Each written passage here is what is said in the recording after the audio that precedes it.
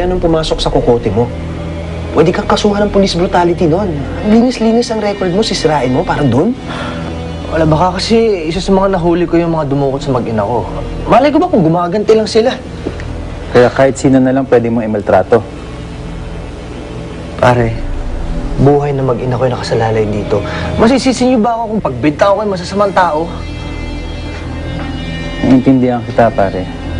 Pero hindi pwede yung ginawa mo. Lahat ng bagay may proseso. May investigasyon. O halimbawa nga may kinalaman yung binugbog mo. May ebidensya ka ba? Danny, itong suspension order ni Chief. Ipaubaya mo na sa amin ang paghahanap dun sa dumukot sa pamilya mo.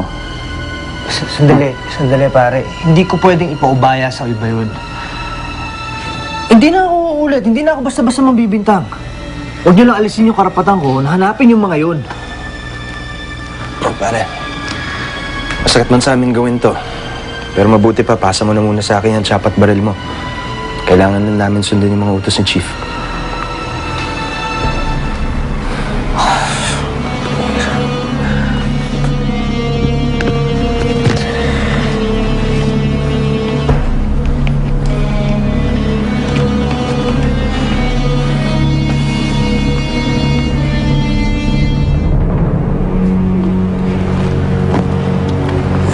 Nay, ano pong gagawin nila sa atin?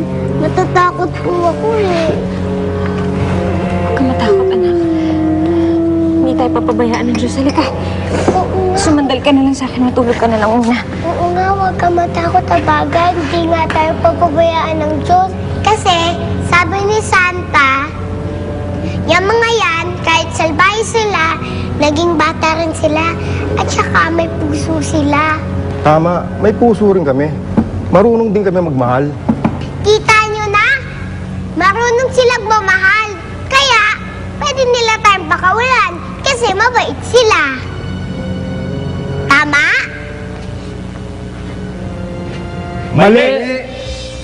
Kala ko naman po, mabubola ko na po sila. Jillian, tama na nga yan. Baka mamaya kung ano pang gawin nila sa atin. Kikito, bakit ayaw mong gumana? Di ba may powers ka? Bakit hindi mo na lang kami tulungan? Iyan din ang pinagtataka ko, Jillian. Tik-tak. Dahil kanina pa ako nagko-concentrate, pero walang lumalabas na kapangyarihan sa akin. Tik-tak. Bakit ganun? Eh, paano natin tutulungan si Bagat tsaka si Inay Cecil? Ewan ko. Tik-tak. Mabuti pa, iwan niyo muna kami sandali para makausap ko sandali yung bata. Sige, doon muna kami magpapatrol sa labas. Okay. Tara.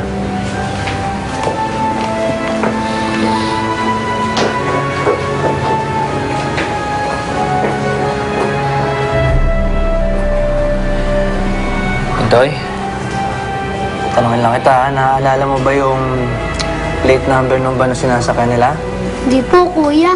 Wala namang pong plaka yung van eh. Pero kulay puti po yun. Wala ka bang ibang palatandaan na naaalala dun sa sinasakyan nila? Bawa sticker o kahit na anong pananda.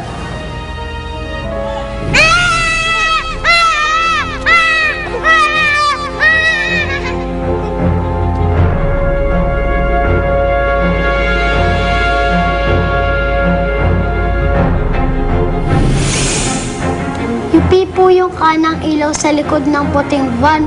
Yun lang po ang natatandaan ko. Sige, salamat, Intoy, ha? So nga pala, kapag tinanong ka ng mga kasamahan ko kung anong pinag-usapan natin, sabihin mo kayo na mas nawala yung tatay mo.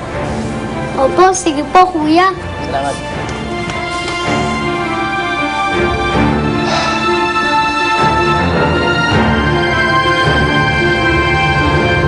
For bigger celebrations and